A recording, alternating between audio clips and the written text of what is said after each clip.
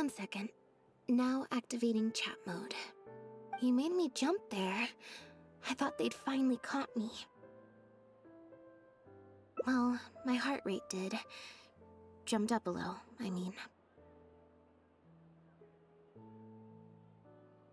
Objectively speaking, the trouble was entirely of my own making.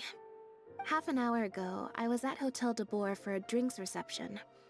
It was to celebrate the successful opening of a show, but it was draining my energy. So, I waited for the right moment, then snuck away so I could switch to standby mode.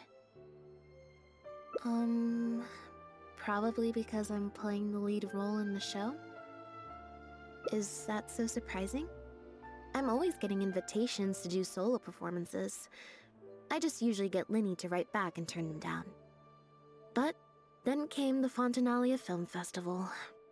We took all the kids from the House of the Hearth out to see a film, and after it finished, they all started clamoring for me to try out acting for some reason. Even Linny was chanting along with them. Anyway, it just so happened that a director called Mary had sent me an invitation right around then. I'll spare you the details, but basically, I ended up accepting it. Yep, you nailed it. I'm playing the role of a puppet. In fact, the show's called The Lost Puppet, and it's a masked mime show. So I don't have to do any facial expressions or say any lines. Literally just a series of physical movements. The director says it's a very avant-garde art form. Art is not comprehended by the mind, but felt in the heart. At least, that's what the director says. Anyway, if nothing else, the opening performance seemed to go down well.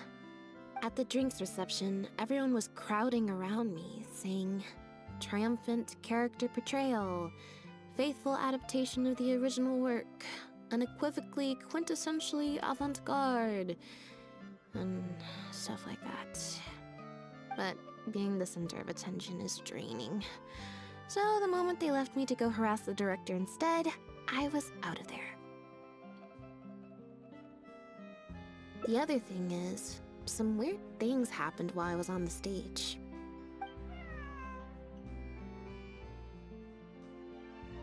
Oh, sorry, Bonnie. I didn't mean to leave you out of the conversation. My bad. No, we just met. We bumped into each other right after I slipped away. Well, it'd be kind of difficult for us to communicate otherwise. Besides, I think she's taken a liking to the name. Haven't you, Bonnie?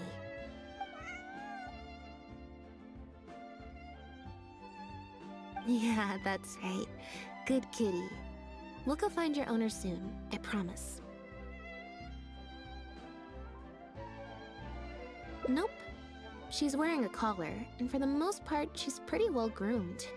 If she is a stray, she hasn't been for long. Her stomach's been growling a lot. I guess she must have been missing for a few days now. As much as I'd love to hang out with her for a while longer, her owner's probably worried sick about her. Assuming she has an owner, that is. But the reception... I should probably show my face there again at some point, even if it's just to make excuses and leave again. Decision time.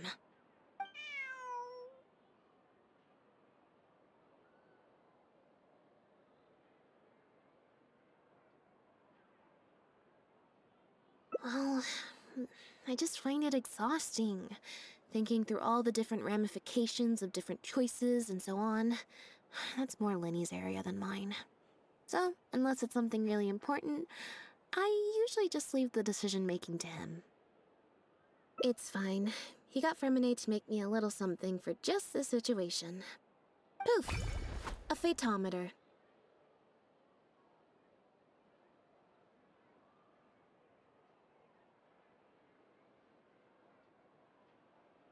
It looks pretty over the top, I know, but it's essentially just a box of cards. He kept the design simple, so it'd be harder to break. The way it works is, I pick a card at random, then look at the number on the card. Well, for example, If the number on the card is 5 or higher, I help Bonnie find her owner. If it's less than 5, I go back to the reception. I just have to believe in the bond between me and my cards, and my fate will reveal itself to me in numerical form. At least, that's what Linny said. Anyway, I guess I'll give you a demonstration.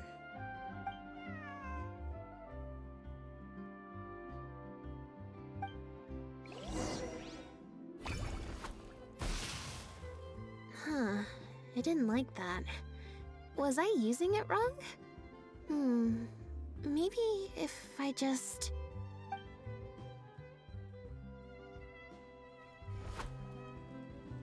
Clearly, there's some design flaws to iron out.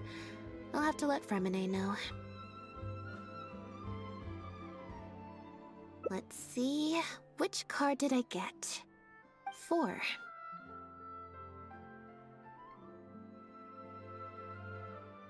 Well, the cards fell on the ground though, so I don't think it counts as fate. If you want to get the right answer, you have to let fate decide. Also something Linny said. So, to put it another way, if picking a card up off the ground is how to not leave it to fate, then that means it must be the wrong answer. Or... Why don't you pick a card? Since I ran into you here, that means... our fates are, like, interfering with each other. Thank you. This one is final, I promise. Here, take the fatometer. If it's 5 or above, that means fate successfully changed. Anything lower than 5 is a fail. Also, if you have your own thoughts about what I should do, feel free to share it. Now that I've got a good problem solver here to help, I don't need to run every little thing by fate.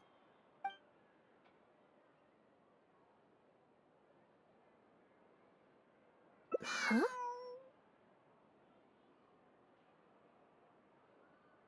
What you're saying is, since nobody's come looking, I can just keep hanging out with Bonnie for a bit longer? Is that really okay?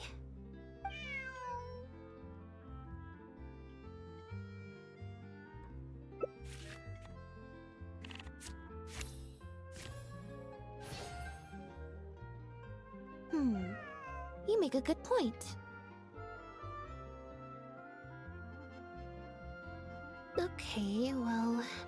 Assuming Bonnie hasn't strayed too far from where she went missing, there's a chance we might bump into her owner in either the Steambird offices or the restaurant. So, stick around here in standby mode? Yeah, that suits me. Oh, good idea. Bonnie's definitely hungry.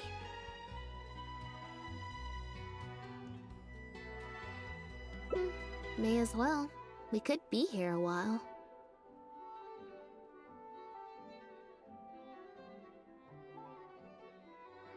When I was trying to find somewhere I could space out earlier,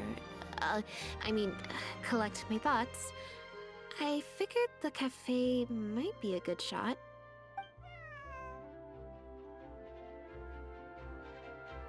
Alright then. Plan of action? Spend the whole day spacing out. In standby mode.